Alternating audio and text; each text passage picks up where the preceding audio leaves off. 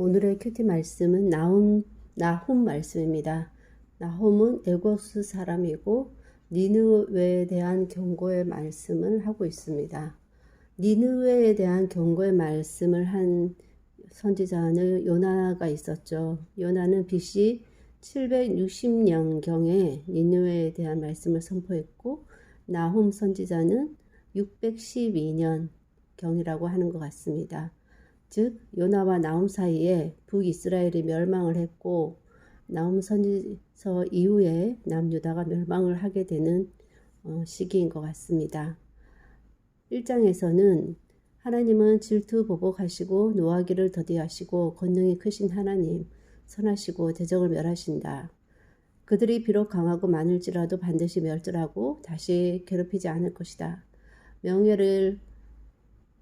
멍에를 깨뜨리고 결박을 끊으리라. 우상을 멸절시키리라. 는 아름다운 소식과 화평을 전하는 자의 발에 대해서 얘기하면서 절기를 지키고 서원을 갚을 것에 대해서 이스라엘에게 말하고 있습니다. 2장에서는 파괴하는 자가 올라왔으나 이스라엘로 힘을 크게 굳게 하라고 하고 있습니다. 왜냐하면 하나님께서 야곱의 영광을 회복시켜 주실 것이고 니느웨는 공허하고 황폐하고 하나님이 니느웨의 대적자가 되어서 멸망을 시킨다고 하고 있습니다.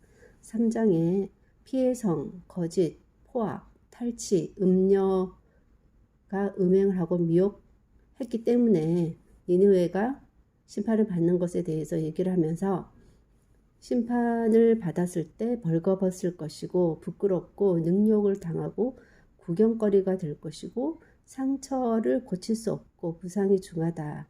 그래서 이러한 소식을 듣는 자가 그 니느웨 사람이 항상 행패를 부려서 그것을 당했던 사람들이기 때문에 그들은 손뼉을 치고 좋아한다고 하고 있습니다.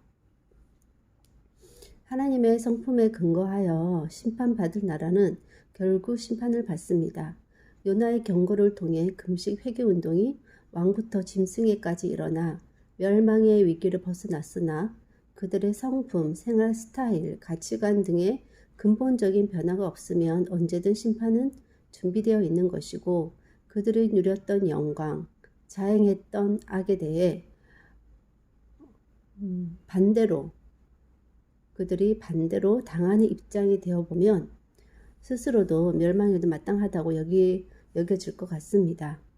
하나님이 만드신 것은 무엇이든 누구든 존중받지 못할 이유가 없습니다. 그들을 무시하여 악행하는 것은 하나님께 악행하는 것이고 그러면 하나님께서 회개의 기회를 주셨다가 왜냐하면 그들도 하나님의 창조물이기 때문에 도저히 안 되겠다 싶으면 그들이 한 만큼을 누적해서 한꺼번에 퍼부으심으로 감당하지 못하여 결국 망하게 하시는 것 같습니다. 개인이든 국가든 악을 쌓을 수밖에 없을까 하는 생각이 듭니다. 선이 악보다 더 많아지는 방법은 없을까? 그것은 악은 쌓이기 전에 죽는 방법밖에 없을까 하는 생각이 들면서 로마서 7장 말씀에 바울이 이렇게 고백을 했는데 선을 행하기 원하는 나에게 악이 함께 있다. 속사람은 하나님의 법을 즐거워하나 지체 속에 있는 죄의 법이 나를 사로잡는다. 마음으로는 하나님의 법을 육신으로는 죄의 법을 섬기니 나는 공고한 사람이지만 이 사망의 몸에서 예수님으로 말미암아 건져주시니 하나님께 감사한다라는 고백을 하고 있습니다. 몸으로 살아있을 동안에는 마음으로는 하나님의 법을 따르려고 해도 몸이 죄의 법을 따르게 되니 언제나 두 법 사이의 싸움이 날마다 일어나게 되는 것입니다. 하지만 감사한 것은 결국 몸은 죽고 영은 살게 되니 몸을 입고 살았을 때의 죄에 대해서는 어느 정도 감안해 주시지 않을까 하는 생각이 듭니다. 그래도 최대한 범죄하지 않고 죄를 쌓아두지 말고 바로바로 회개하면서 플러스 마이너스 해서 제로의 인생이 되기만 해도 성공한 것은 아닌가 하는 생각을 하게 됩니다. 하나님 결국 완전히 바뀌지 않은 니느웨는 하나님의 쌓아둔 심판을 당함으로 더 이상 회복의 여지가 없이 멸망당하는 모습을 보고 그 부끄러움에 대해서 스스로 당하면서 자신들이 얼마나 악행했을까, 악행했는가에 대해서 깨달을 수 있었다면 그 또한 은혜였을 것 같습니다.